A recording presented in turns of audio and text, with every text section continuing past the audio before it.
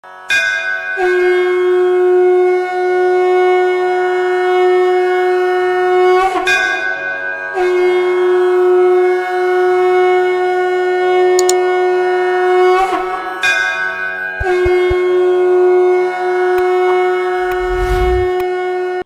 বন্ধুরা, আমি রাজা ভট্টাচার্য আরেকবার উপস্থিত হলাম বড়দাশ্রম চ্যানেলে। তো আজকের আমাদের সাথে বিশেষ অতিথি আমাদের এই গুরু ভাই বলতে পারেন, ডক্টর জ্যোতির্ময় চক্রবর্তী রয়েছেন, একজন ক্রিয়াযোগী, বিশিষ্ট ক্রিয়াযোগী। তো আপনি আগের দিনও ওনার একটা ভিডিও দেখেছিলেন, তো সেই ভিডিওতে খুব ভালো আপনারা সাড়া দিয়েছেন। বিভিন্ন জায়গা থেকে বাঁকুড়া, বর্ধমান, পুরুলিয়া, বিভিন্ন জায়গা থেকে বিভিন্ন রকম কমেন্টস আসছে, যেটা মোটামুটি আমরা সব একটা দেখেছি। তো সেই প্রশ্নের যারা যারা প্রশ্ন করেছে তাদের উত্তর দেওয়ার জন্য আজকে আমি বিশেষ অনুরোধ করে ওনাকে আরেকবার নিয়ে এসেছি। তো আমরা আজকে ভিডিওটা শুরু করব। তার আগে অবশ্যই বলবো, ভিডিওটা আপনারা কোনো রকমভাবে স্কিপ করবেন না, পুরো ভিডিওটা দেখবেন। তাহলে কিন্তু এই ক্রিয়া যোগ সম্বন্ধে একটা ধারণা তো আগের দিন হয়েই ছিল, বাকি যে প্রশ্নগুলো মানুষের মনে আছে সেই প্রশ্নগুলোও কিন্তু আপনাদের কাছে জলের মতো পরিষ্কার হয়ে যাবে। তো আমাদের সঙ্গে রয়েছেন মাখনবাবু, এই চ্যানেলের যিনি কর্ণধার, মানে এই আশ্রমের যিনি প্রতিষ্ঠাতা, উনিও আজকের আমাদের সাথে রয়েছেন। তো আমরা দুজনে মিলে আজকের ওনাকে কিছু প্রশ্ন করব। তো সবার আগে প্রশ্ন করার আগে যে প্রশ্নগুলো আমার কাছে এসছে যারা আপনারা করেছেন, তো আমি সেগুলোকে একটু বলছি। প্রথম প্রশ্ন জানতে চেয়েছেন অদ্রিজা। তিনি জানতে চেয়েছেন যে এই ক্রিয়াযোগটা শিখতে গেলে কত টাকা লাগে, মানে কত টাকার বিনিময়ে এই ক্রিয়াযোগটা শেখা যায়। তো প্রথমে ডাক্তারবাবুকে আমি প্রশ্ন করব, যদি আপনি দয়া করে বলেন ব্যাপারটা সবার কাছে। ক্রিয়াযোগ কোনো ব্যবসার জিনিস নয়, এটা একটা গুপ্তযোগ এবং এটা প্র্যাকটিস করতে হয় গুরুর কাছ থেকে নিয়ে। এখানে কোনো ব্যবসায় লেনদেন কিছু হয় না। যেখানে ব্যবসায় লেনদেন হয় সেখানে কিন্তু ক্রিয়াযোগ সাধন হয় না। কিন্তু ক্রিয়াযোগ দীক্ষা নেওয়ার জন্যে নারায়ণী মশাইয়ের পরম্পরা অনুযায়ী নারায়ণী মশাই 5টা টাকা দক্ষিণা দিতেন এবং একটা ভর্তুকি এবং একটা পৈসা দিতেন। তো আমিও যদি কাউকে শেখাই বা যদি কেউ শিখতে চান, একই পন্থায় অবলম্বন করব। আচ্ছা, তো অদ্রিজা দিদি, আপনি জানতে পারলেন যে ক্রিয়াযোগ শিখতে কোনো পয়সা লাগে না। যেটুকুনি লাগে একটা হর্তুকি, যেটা লাহিড়ী মহাশয় নিতেন, একটা হর্তুকি আর 5টা টাকা মূল্য, এটাই উনি দক্ষিণা হিসেবে নেন। তো আপনি মানে এই আশা করি এই অ্যামাউন্টটা খুব একটা বেশি নয়। তো আপনি ইচ্ছা থাকলে আপনি অবশ্যই যোগাযোগ করুন হোয়াটসঅ্যাপ নাম্বারে, আমি হোয়াটসঅ্যাপ নাম্বারটা দিয়ে দিচ্ছি। এখানে আপনি অবশ্যই আপনার নাম, ঠিকানা, কোথায় থাকেন সেটা লিখে পাঠাবেন এবং আমি সেই ডেটটা আপনাকে জানিয়ে দেবো যে কবে থেকে এই শিক্ষাটা আমরা শুরু করব বা উনি শুরু করবেন। তো এটা গেল আমাদের প্রথম প্রশ্ন। দ্বিতীয় প্রশ্ন করেছেন আলপনা রায়। তিনি লিখেছেন আমি শিখতে চাই। তো কি কমেন্টসে করেছেন আমি শিখতে চাই। তো এই আলপনা দিদিও একই প্রশ্ন করেছেন, একই উত্তর হবে। হ্যাঁ, শিখতে গেলে যেটা করতে হবে, আগে একটু সম্ভব ধারণা নেওয়া উচিত। কারণ যদি আমরা জমি চাষ করতে যাই, যদি ধান করতে চাই, চাষ করতে চাই, তো আমরা প্রথমে ধান পুঁতে দিলে তো ধান গাছ হবে না। তো আমাকে প্রথমে জমিটা চষতে হবে। জমি চাষ করার পর, জমি চষার পরে তারপরে জমিতে জল দিতে হবে, সার দিতে হবে। তারপরে জমি নিড়তে হয়। নিড়ন মানে হচ্ছে জমি কোনো আবর্জনা আছে কিনা বা জমিতে কোনো আগাছা আছে কিনা, আগাছা আছে কিনা সেগুলোকে পরিষ্কার করতে হয়। করার পরে তারপরে ধান চাষ করতে হয়। এটাই হচ্ছে নিয়ম। তো আমাদের শরীরটাও কিন্তু এরকমই। শরীর যখন আমরা এই এটা তো ব্রহ্মবিদ্যা, এই ব্রহ্মবিদ্যা শিখতে গেলে প্রথমে নিজেকে কিছু পড়াশোনা করতে হয়। যেমন আমরা যদি বলি, তো ভূপেন্দ্রনাথ সান্যালের সান্যাল মশাইয়ের গীতা আছে, ওই গীতাটা পাঠ করলে ভালো। বা যদি ওটা না পাওয়া যায়, যে কোনো গীতা পাঠ করতে হবে, উপনিষদ পাঠ করতে হবে। এবং পুরাণ পুরুষ শ্যামাচরণ লাহিড়ী মশাই, এই বইটা পড়লে আরও ভালো হয়। এই ইন্ট্রোডাকশান প্রথমে করতে হয়। আরও বই আছে, পড়তে হবে, শিখতে হবে, জানতে হবে। এবং এই প্রাণ ক্রিয়া যেটা, সেটা একজন যিনি জানেন তার থেকে শিখে নিতে হবে। নিয়ে রেগুলার অন্তত 45 মিনিট থেকে 1 ঘন্টা প্র্যাকটিস করতে পারলে খুব ভালো। আচ্ছা আলপনা দিদি, আপনি নিশ্চয়ই আপনার প্রশ্নের উত্তর পেয়ে গেছেন। তাহলে আপনাকে বলছে এই ক্রিয়াযোগটা শিখতে গেলে আপনাকে বাড়িতে একটুখানি ছোট্ট হোমওয়ার্ক করবেন, একটুখানি গীতা পাঠ করবেন, বা আপনি ওই লাহিড়ী মহাশয়ের যদি কোনো পুস্তক পান, সেটা জীবনী পান, সেটা আপনি একটু পড়বেন। পড়ে কি হলো, আপনার মধ্যে একটা মানে আইডিয়া জন্মাবে। ঠিক আছে, যেই আইডিয়াটা আপনার পরবর্তীকালে ক্রিয়াযোগ শিখতে এলে সেটা আপনাকে প্রভূত সাহায্য করবে। তো আমি দেরি না করে তারপরের প্রশ্নে চলে যাচ্ছি। আচ্ছা, অপরাজিতা চ্যাটার্জি, ইনি আপনাকে লিখেছেন আগে ভিডিও দেখে। অনেক অনেক ধন্যবাদ ডাক্তারবাবু। ধন্যবাদ আপনাকে, ভালো থাকবেন। আচ্ছা, তারপরে পারমিত ঘোষ, উনি লিখেছেন আমি ক্রিয়াবান প্রাণ আপান ক্রিয়া কুম্ভক অনেকক্ষণ করে রাখতে পারি, মানে উনি শ্বাসটাকে অনেকক্ষণ কুম্ভক অবস্থায় রাখতে পারেন। তো ওনার জন্য আপনি যদি দুটো প্রশ্ন মানে কিছু যদি বলেন। দেখে মনে হচ্ছে উনি ভালো ক্রিয়াবান, ভালোই ক্রিয়া করেন। তো এগিয়ে যান। তো এগিয়ে যাওয়ার পরামর্শ দিলাম। আরও এখন যদি কোনো দরকার হয় আমাকে বলবেন, আমি সাহায্য করব। ওকে, আচ্ছা, তাহলে আপনি নিশ্চয়ই আপনার প্রশ্নের উত্তর পেলেন। আচ্ছা, এরপরে লিখেছে রাকেশ, তিনি লিখেছেন শক্তিপাত কি, এই ব্যাপারে ভিডিও দিন। গুরু শক্তিপাত দিয়ে শিষ্যের শরীরে কি করেন, এই প্রশ্নটা জানতে চেয়েছেন রাকেশ, মিস্টার রাকেশ। আমি শ্যামাচরণ লাহিড়ীর পরম্পরা অনুযায়ী যে ক্রিয়াযোগ সেটা আমি শিখেছি গুরু পরম্পরা অনুযায়ী। শক্তিপাত আমাদের সাবজেক্টের মধ্যে নেই ক্রিয়াযোগে। এবার যারা তান্ত্রিক মতে করেন তাদের কাছেই শক্তিপাত আছে, এবং শক্তিপাতের মূল এটা হচ্ছে ট্রান্সফরমেশন, একটা শক্তি আর একটা শক্তির মধ্যে ট্রান্সফার করা। তো যার শক্তি কম আছে, এনার্জি কম আছে, যিনি এনার্জি পান মানে ভালো এনার্জি যার আছে, সেই এনার্জি দিয়ে তাকে পূরণ করা হয়। এটাকে আমরা ট্রান্সফার মেডিটেশন বলা হয়। এটা দেখুন, এটা করলে যিনি অনেক সময় নষ্ট করে এবং অনেক সাধনা করে যে সাধন পথ পেয়েছেন, তিনি যদি ওইটা ব্যবহার করেন তাহলে কিন্তু তার সাধন পালের যে ক্রিয়া ক্ষমতা সেটা কিন্তু কমে যায়।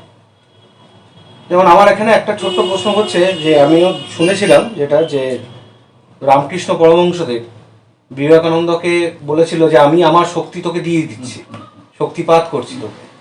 তখন উনি বলেছিলেন না প্রভু, ওটা নিয়ে আমার কোনো দরকার নেই, ঠিক আছে, ও তুমি অন্য জায়গায় বিলীন করে দাও। তো এটাই কি সেই শক্তিপাত, যেটা তার পাওয়ারটাকে অন্য কারো শরীরে ট্রান্সফার করে দেওয়া যেত বা যায়? একমাত্র কি এটা তন্ত্রবিদ্যাই করতে পারে, না ক্রিয়াযোগীরাও করতে পারেন? ক্রিয়াযোগীরাও পারেন, কিন্তু করেন না। আচ্ছা, কারণ কিছু কিছু ব্যাপারে সেলফিশ থাকতে হয়।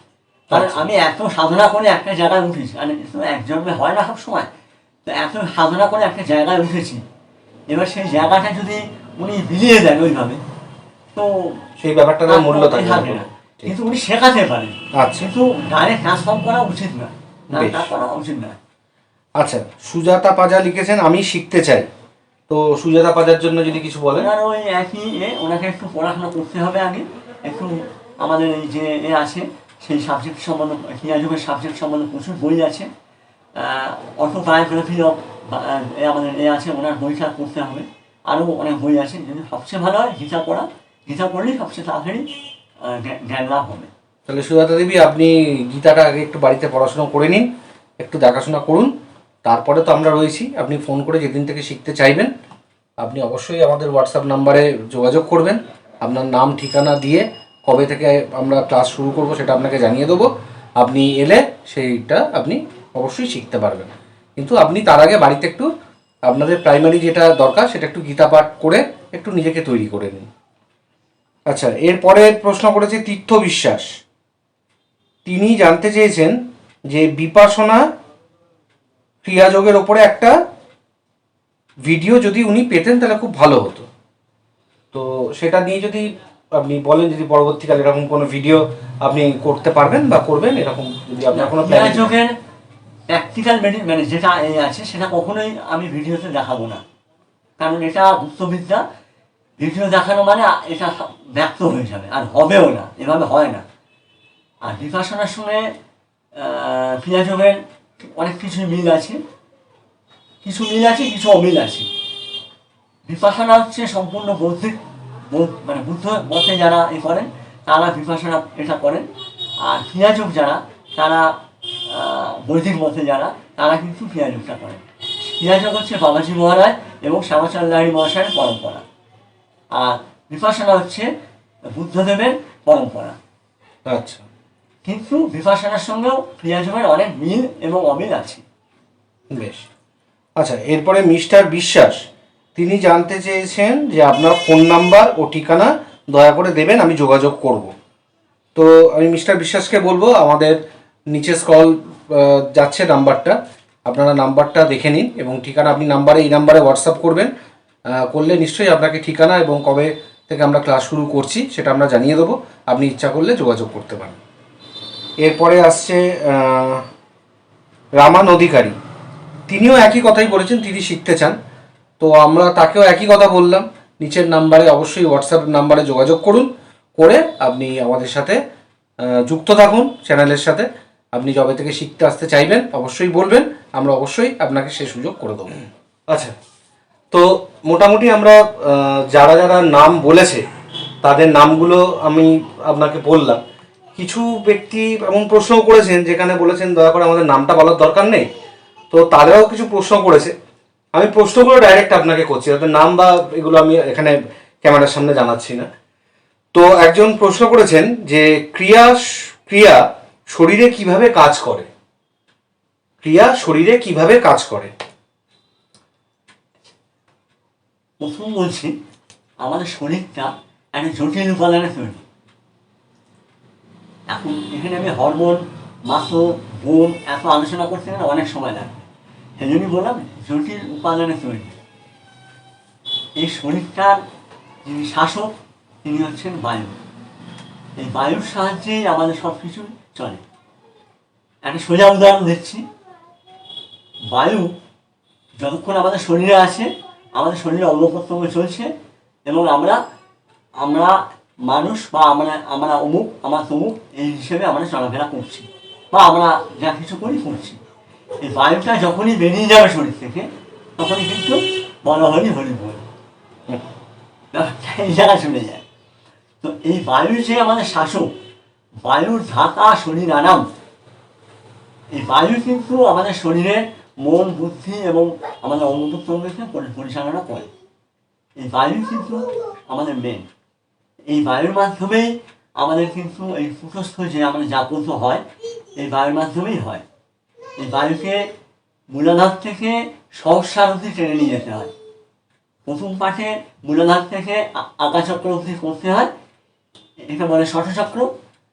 আর এই ষষ্ঠচক্র হলো বেদের কর্মকাণ্ড হিসেবে জ্ঞানিত হয়। আর যখন সহস্রারে গিয়ে বায়ুকে ফিস্ট করা হয়, তখন ওটাকে বলা হয় বেদের জ্ঞানকাণ্ড। তাহলে আমাদের এই যে ক্রিয়াযোগ দুটো ভাগে ভাগ হলো, একটা হচ্ছে কর্মকাণ্ড আর একটা হচ্ছে জ্ঞানকাণ্ড, এবং এই দুটোই কিন্তু বেদের থেকেই করা। বেদের কর্মকাণ্ড যে ষষ্ঠচক্র সেটা হচ্ছে কর্মকাণ্ড, আর যখন সহস্রারে গিয়ে বিলীন হচ্ছে তখন সেটা জ্ঞানকাণ্ড। এই যে ক্রিয়া, এই যে শ্বাসের মাধ্যমে আমাদের ইড়া পিঙ্গলা থেকে নিয়ে গিয়ে সুষুম্না কাণ্ড ভেদ করে ওপরে যখন আমরা আকাশচক্রে গিয়ে স্থির হলাম, এই মন স্থির হওয়া মানেই আমাদের তখন আস্তে আস্তে স্থিরতা শরীরে আসবে এবং বিভিন্ন রকম হরমোনের সিক্রেশন হয় এবং আমাদের শরীর তখন কম, মানে আমরা আস্তে আস্তে খুব ঠান্ডা বোধ করি, মানে নিজে থেকে আরও শান্ত হয়ে যায় শরীর। আর এই শরীরকে শান্ত করতে পারলেই আমাদের কাম, ক্রোধ, লোভ, মোহ, মদ, বাসনা সবই আস্তে আস্তে কন্ট্রোলে চলে আসবে। ছোট্ট করে এটাই বললাম। আচ্ছা, দ্বিতীয় প্রশ্ন করেছেন ক্রিয়াযোগ ও বিজ্ঞানের সম্পর্ক কি। এটা পুরোটাই বিজ্ঞান,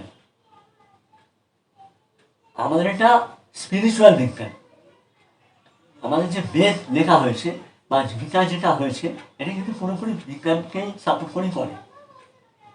যেমন আপনার সূর্য না উঠলে হাহাকার পড়ে যাবে, আবার সূর্য যখন খুব কাছে চলে আসে তখন হাহাকার পড়ে যায়, কারণ ওর তেজ, সূর্যের যে তেজ, সেই তেজ কিন্তু আমরা অতটা নিতে পারি না। সূর্য দূরে আছে বলে আজকে আমরা সূর্যকে প্রণাম মানে করতে পারছি, কিন্তু যখন আমাদের কাছে চলে আসছে এত গরম, তখন সেই গরম আমরা নিতে পারি না। তখন আমরা চেষ্টা করি এসি চালিয়ে ঠান্ডা করা। কিন্তু আমাদের ক্রিয়াযোগের মাধ্যমে শরীরকে ঠান্ডা করার যে বিজ্ঞান, সেই বিজ্ঞান আছে। মানে এটা সম্পূর্ণভাবে বিজ্ঞানের সাথে বিজ্ঞানের যুক্ত। সঙ্গে অঙ্গাঙ্গিভাবে জড়িত। আচ্ছা। এবং আমাদের যে হরমোনগুলোর সিক্রেশন হয়, সিম্পেথেটিক নার্ভ, প্যারাসিম্পেথেটিক নার্ভ, এগুলো যে কাম অ্যান্ড কুল করা হয়, এই ক্রিয়াযোগের মাধ্যমে করা যায়। আচ্ছা, বেশ।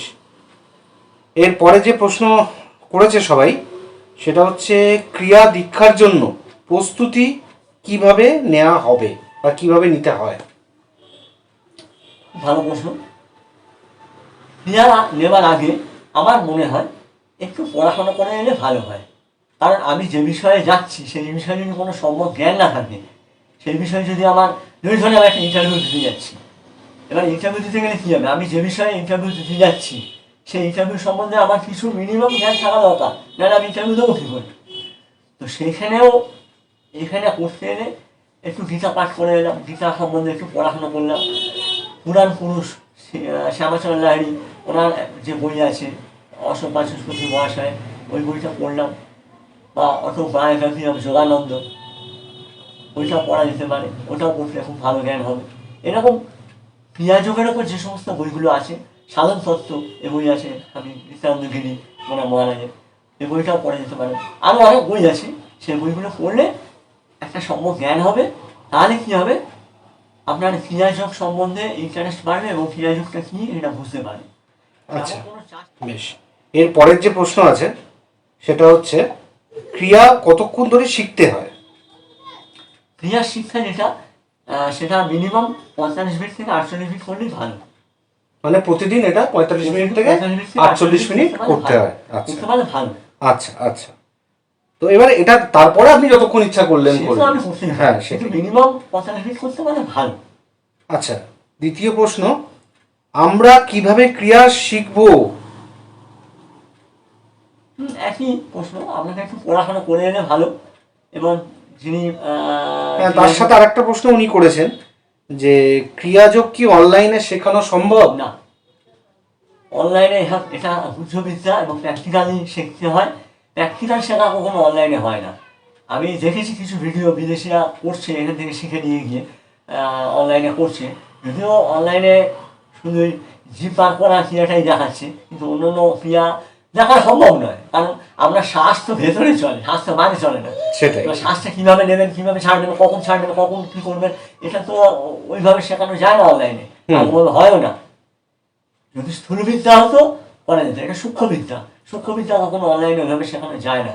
আর এটা যেহেতু উচ্চবিদ্যা, আমি কখনোই এটা অনলাইনে এভাবে করবো না। আচ্ছা, তার মানে ক্রিয়া যোগ শিখতে হলে আপনাদেরকে অবশ্যই আসতে হবে। একবার আসতে হবে, আসতে আর হবে। একবার এসে তারপরে ব্যাপারটা বুঝে নিয়ে তারপরে আপনার প্রয়োজন হলে আপনি যদি দূরে থাকেন তাহলে অবশ্যই উনি সেরকমভাবে ভিডিও তৈরি করে দেবেন যেটা আপনারা প্র্যাকটিস করতে পারবেন। আচ্ছা, ওনার সাথে উনি আরেকটাও প্রশ্ন করেছেন, উনি টোটাল 3টে প্রশ্ন করেছেন। সেটা হচ্ছে যে বিভিন্ন পুস্তক পড়ে কি ক্রিয়াযোগ শেখা সম্ভব?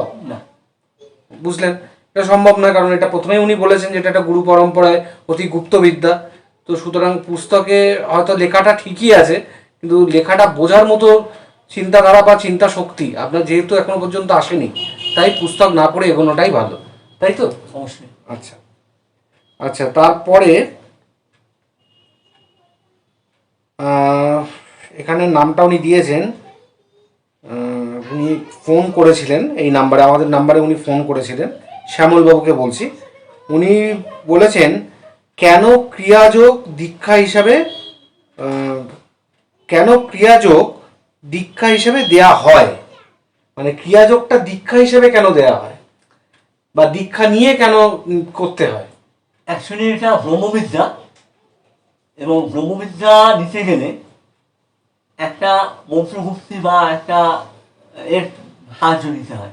যেমন আদালতে যখন কেউ সাক্ষ্য দিতে যায়, তখন কিন্তু তিনি যে ধর্মের, সেই ধর্মের প্রধান যে বই, যেমন আমাদের হিন্দু ধর্মে গীতা, মুসলিম ধর্মে কোরআন, খ্রিস্টান ধর্মে বাইবেল, এগুলোকে ছুঁয়ে প্রতিজ্ঞা করতে হয় যে আমি যা বলবো সত্য বলবো।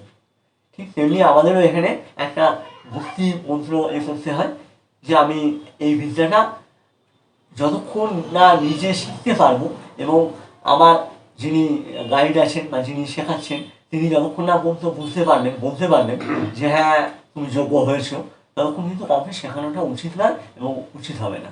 সেই জন্যই এটাকে দীক্ষা হিসেবে দিলে কী হয়, তাহলে সে ওই ভক্তিটা সে মেনটেন করতে পারবে, এই জন্যই দীক্ষা হিসেবে দেওয়া হয়। আচ্ছা, বেশ। এরপরের প্রশ্ন হচ্ছে ক্রিয়াযোগের উৎস কি? আমরা যতটুকু পেয়েছি ক্রিয়াযোগের উৎস শ্রীকৃষ্ণেরও আগে। শ্রীকৃষ্ণ যখন উনি এটা শেখান অর্জুনকে, অর্জুন শেখান ওনার ফ্যামিলি সবাইকে, মানে ফ্যামিলি মেম্বারদের যারা আগ্রহ ছিলেন তারা শিখিয়েছেন। তার পরবর্তীকালে আমরা শুনেছি ওটা মানে যা পেয়েছি অগস্ত্যমুনি এবং বাবাজি মহারাজ থেকে শ্যামাচরণ লাহিড়ী মহারাজ, শ্যামাচরণ লাহিড়ী মহারাজ থেকে আমরা ওই গুরু পরম্পরায় আমরা এটা পেয়েছি। আচ্ছা, পরবর্তী প্রশ্ন যেটা এসছে খুব মূল্যবান প্রশ্ন করেছেন উনি। মানে বাস্তব জীবনের সাথে চলতে গেলে এটা অবশ্যই মনে আসতেই পারে, সবারই আসতে পারে, যে ক্রিয়াযোগ যে আমরা শিখব, একটা তো আমরা জানি যে ক্রিয়াযোগ করলে পরে শরীরের উন্নতি ঘটে, মানে স্বাস্থ্য ভালো হয়, শরীরে রোগ অসুখ এগুলো আস্তে আস্তে কমতে শুরু করে, এটা হচ্ছে একটা পার্ট ক্রিয়াযোগের। তো উনি যেটা জানতে চাইছেন, ক্রিয়াযোগ কি খালি ওই শরীর সুস্থ করার জন্য, নাকি এই ক্রিয়াযোগের মাধ্যমে অর্থপ্রাপ্তি হয় বা সুখ মানে সমৃদ্ধি যেটাকে বলে সেটা প্রাপ্ত হওয়া মানে প্রাপ্তি হওয়া যায়? আর দ্বিতীয় প্রশ্ন উনি একই প্রশ্ন করেছেন যে এটা করলে কি ভগবানের সাথে সম্পর্ক স্থাপন করা সম্ভব? এই দুটো প্রশ্নের উত্তর উনি জানতে চেয়েছেন, এক অর্থপ্রাপ্তি হয় কিনা বা ওই সম্পদ আর্ন করা যায় কিনা, আর ভগবানের সাথে সম্পর্ক মানে ভগবানের দর্শন পাওয়া যায় কিনা, এটা যদি আপনি একটু বলেন। খুব ভালো প্রশ্ন। অর্থ বলতে মানে কি বুঝি? আমরা অর্থ মানে শুধু টাকা পয়সাই বুঝি। টাকা পয়সা যখন আমার কাছে আসে সেটা ধরে রাখাটাই হচ্ছে আসল জিনিস। টাকা আসে, টাকা চলে যায়। টাকা চলে যায় কীভাবে? বিভিন্ন রকম অ্যামিউজমেন্টে টাকা যায়। শরীর যদি খারাপ হয়, শরীর খারাপ হলে ডাক্তারের কাছে গেলে বা নার্সিংহোমে গেলে টাকা চলে যায়। তাহলে টাকা ধরে রাখার যে কৌশল, সেই কৌশলটা যদি শেখা যায় তাহলে তো এটা আমার অর্থ না পরমার্থ সেটা আপনারা এই বিচার করবেন। আর আমি একটা ভাষা বা একটা টার্মস ইউজ করি, সেটা হচ্ছে আমাদের দুটো ব্যাংক আছে, একটা হচ্ছে ইকোনমিক্যাল ব্যাংক আর একটা হচ্ছে স্পিরিচুয়াল ব্যাংক। আমরা ইকোনমিক্যাল ব্যাংকে টাকা পয়সা রাখি, কিন্তু স্পিরিচুয়াল ব্যাংকের জন্য কেউ চিন্তা করি না। ইকোনমিক্যাল ব্যাংকে টাকা থাকে, সেই টাকা কিন্তু আমরা যখন মানে আমাদের দেহ গত হয়, আমরা যখন মানে মৃত্যুর করে ঢলে পড়ি, ইকোনমিক্যাল ব্যাংকের টাকা কিন্তু আমরা নিয়ে যেতে পারি না, ওটা কিন্তু এখানে থেকে যায়। আর স্পিরিচুয়াল ব্যাংকে যে টাকা আপনি রাখছেন, স্পিরিচুয়াল ব্যাংকে যে আপনি যেটা জমাচ্ছেন, সেটা কিন্তু আমার সাথে যাবে। বাহ, খুব ভালো কথা। এই জন্যে এই ব্রহ্মবিদ্যা চর্চা করাটা অবশ্যই দরকার।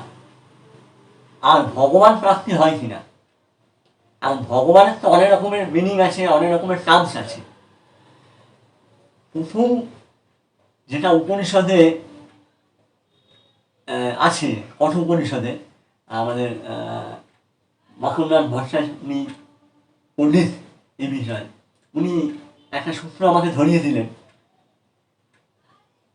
আমি এর আগে বলেছি যে কৃষ্ণেরও আগে আমাদের এই ক্রিয়াযোগের উৎপত্তি। ক্রিয়াযোগের উৎপত্তি কোথায় সেটা তো এখনো আমরা অতটা জানি না। যেটুকুনি জানা গেছে সেটা কঠোপনিষদে একটা আছে, নচিকেতা যখন সবার শরীরে যোগালয় যান, তখন কিন্তু যমরাজ ওনাকে দেখে তখন মানে ওর এসে জিজ্ঞাসা করেছিলেন তুমি কী চাও। তখন কিন্তু উনি এই আত্মবিদ্যা উনি কিন্তু যমরাজের কাছে চেয়েছিলেন। যমরাজ কিন্তু 3 বার ওনাকে ফিরিয়েছেন, বলেছেন তুমি অন্য কিছু চাও আমি তোমাকে দেবো, কিন্তু এই আত্মবিদ্যা তোমাকে দেবো না। তুমি স্বর্গের অপসরা চাও দেবো, যত সম্পত্তি চাও দেবো, তুমি হাহাগানা পৃথিবীর অধিকর্তা হতে গেলে তাও করে দেবো, কিন্তু এই আত্মবিদ্যা এটা কিন্তু আমি তোমার শেখাবো না। নচিকেতা কিন্তু ফোন করেছিল যে আমাকে এই আত্মবিদ্যাই শেখাতে হবে, আর এই আত্মবিদ্যাই হচ্ছে ক্রিয়াযোগ। আচ্ছা, বাহ, এটা খুব ভালো জিনিস জানলাম, এটা অনেকেরই জানা ছিল না, মানে আমি অ্যাটলিস্ট জানতাম না, সেটা আমি জানলাম। আর এই ক্রিয়াযোগের এই আত্মক্রিয়ার যে শেখার পদ্ধতি, সেটা কিন্তু ওই পরম্পরা ওইখান থেকে হেমাচল লাহিড়ী হয়ে আমাদের গুরুজির পরম্পরা হয়ে আমরা শিখেছি। আর এই আত্মবিদ্যাই কিন্তু অর্থ থেকে আরম্ভ করে, শরীর থেকে আরম্ভ করে সব কিছুই আপনাকে পাইয়ে দেবে। কারণ আপনার এই যুগে যেটা আমরা সবচেয়ে বেশি উপলব্ধি করি, আপনি যত টাকারই মালিক হোক না কেন, আপনার মন যদি নিজের কন্ট্রোলে না থাকে, আপনি কখনোই সে টাকা ধরে রাখতে পারবেন না। আর এই মনকে কন্ট্রোল করার বিদ্যা শ্রীকৃষ্ণ অর্জুনকে শিখিয়েছিলেন, অর্জুন তার পরম্পরাকে শিখিয়েছিল। আর এই মনকে কন্ট্রোল করার বিদ্যাই কিন্তু এই আত্মক্রিয়া বা এই ক্রিয়াযোগ। বেশ, খুব ভালো লাগলো। আজকের এই কটা প্রশ্নই আমাদের কাছে ছিল। আমরা পরের আরেকটা মানে এপিসোডে আসব, যেখানে আরও কিছু আমাদের তরফ থেকে, মানে আমাদের যদি আরও কারোর যদি কিছু মনে হয়, তো আপনারা অবশ্যই এই নাম্বারে হোয়াটসঅ্যাপ করতে পারেন। এখানে অবশ্যই কমেন্টস করবেন, ভালো লাগলে প্রোগ্রামটা শেয়ার করবেন, ভালো না লাগলেও কমেন্টস করবেন। যদি আপনাদের কিছু জানাবার থাকে, আমরা তাহলে ভুলগুলো শুধরে নিতে পারবো। তাই আপনাদের কমেন্টসটা খুব মূল্যবান আমাদের জন্য। আর একটা বিষয়, এটা অবশ্যই এই চ্যানেলটিকে সাবস্ক্রাইব করবেন, সাবস্ক্রাইব করে আমাদের পাশে থাকবেন। পাশে দেওয়া বেল আইকনটি অবশ্যই প্রেস করবেন, যাতে এই নোটিফিকেশানগুলো সবার আগে আপনার কাছে যেতে পারে। আপনার এই নোটিফিকেশানগুলো পেলে পরে ভিডিওটি আপনি তৎক্ষণাৎ দেখতে পারবেন। আমরা বিভিন্ন রকম আধ্যাত্মিকমূলক আলোচনা নিয়ে আমাদের এই চ্যানেল বরদাশ্রম, আমরা বিভিন্ন রকম আধ্যাত্মিকমূলক ক্রিয়াকলাপ এগুলো এই চ্যানেলের মধ্যে রয়েছে। আপনারা গীতা, চণ্ডী এসবও অধ্যায়গুলো মানে প্রত্যেকটা চণ্ডীর প্রতিটা অধ্যায় এখানে আপনারা পেয়ে যাবেন। গীতার কিছু অধ্যায় হয়েছে, কিছু অধ্যায় বাকি আছে, সেগুলো আস্তে আস্তে ধারাবাহিকভাবে আসতে থাকবে। তাই যারা গীতা, চণ্ডী বা এই যে ডাক্তারবাবু যে বললেন যে গীতাটা পাঠ করো বা গীতাটা দেখো, এবার আপনাকে একটা ছোট্ট কথা বলি, গীতাটা তো আমাদের সবার, যেহেতু সংস্কৃত ভাষায় ওটা লিখিত, তাই সবাই উচ্চারণটা ঠিক মতো অনেকের হয় না। তাই এই মাখনলাল ভট্টাচার্য এই গীতার সুন্দরভাবে পাঠ করেছেন। অবশ্যই আপনারা শুনবেন, এই চ্যানেলেই রয়েছে গীতা প্রথম অধ্যায়, দ্বিতীয় অধ্যায়, তৃতীয় অধ্যায় আছে, পঞ্চম অধ্যায় অবধি ছাড়া আছে। আপনারা দেখুন, ততদিনে আমরা বাকিগুলোও ছেড়ে দেবো নিশ্চয়ই।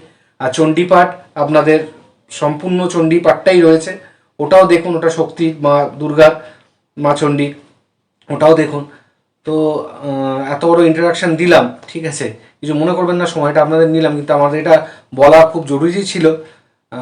তাই আমি অবশ্যই ওনাদের হয়ে আমি কথাটা বলে দিলাম। আপনারা অবশ্যই চ্যানেলের সাথে থাকুন, পাশে থাকুন। হ্যাঁ, আপনাদের একান্ত মানে আমাদের একান্তভাবে আপনাদেরকে বিনীত অনুরোধ যে আপনারা পাশে থেকেই চ্যানেলটিকে একটু বাড়াতে সহায়তা করুন। আপনারা যদি একটু সহায়তা করেন, একটু সাবস্ক্রাইব করেন, একটু শেয়ার করেন, চ্যানেলটা বাড়বে, আমাদের মনে একটা উত্তেজনা আসবে, আমরা আরও বেশি বেশি জিনিস দিতে পারবো। আচ্ছা, উনি হয়তো দু একটা কথা বলবেন, আমি ওনাকে একটু বলার জন্য অনুরোধ করছি। নমস্কার।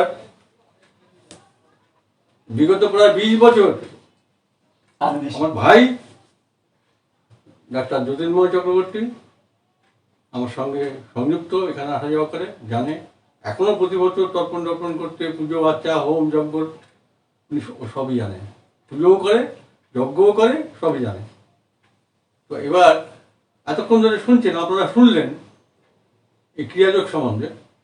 এটা ও নচিকেতা জমের উপাখ্যানও বললো কথোপনিষদে, মোটামুটি সংক্ষেপে, কারণ উপনিষদ অনেক বড়, আমি ওখানে যাব না। এবার গীতার মধ্যে কোথায় আছে এই জিনিসটা, গীতার মধ্যে জ্ঞান যোগে আছে, তখন কি বলছে? জ্যোতির্ময় যে বললো যে কৃষ্ণের পরবর্তী জেনারেশন থেকে, অর্জুন থেকে তারপরে গেলে এসছে, কিন্তু আমি সরাসরি গীতার মধ্যে ভগবান কৃষ্ণ অর্জুনকে যা বলছে, অর্জুনের প্রশ্নের উত্তর, সেটা আমি বলে শোনাচ্ছি। আপনারা গীতার ৪র্থ অধ্যায় করে দেখবেন।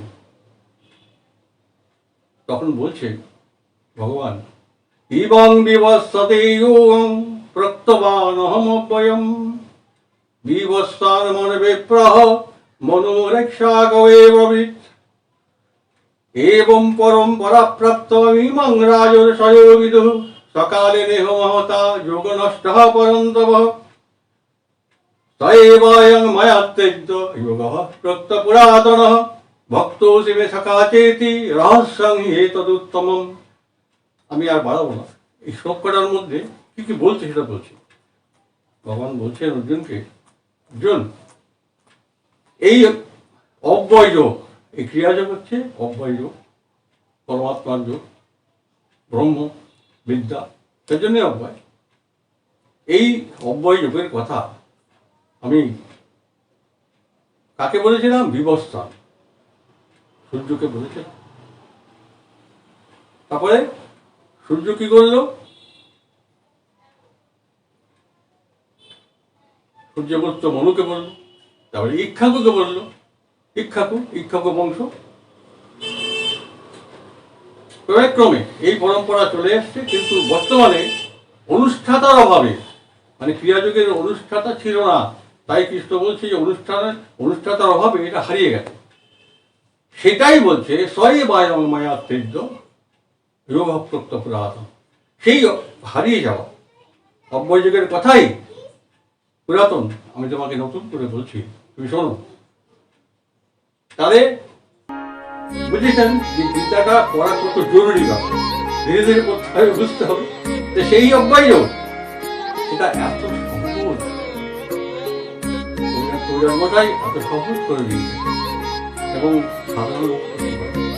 আজকে বেশি আমি বাড়াবো না, তারা আমাদের সঙ্গে থাকবেন। রাজা ভাই বলে দিয়েছে, আপনাদের জ্ঞাতব্য থাকতে জিজ্ঞাসা করবেন, আপনারা পড়ুন, আশা করি বুঝতে পারবেন। ভালো থাকুন, সুখে থাকুন। নমস্কার আজকে তাহলে সবাইকে।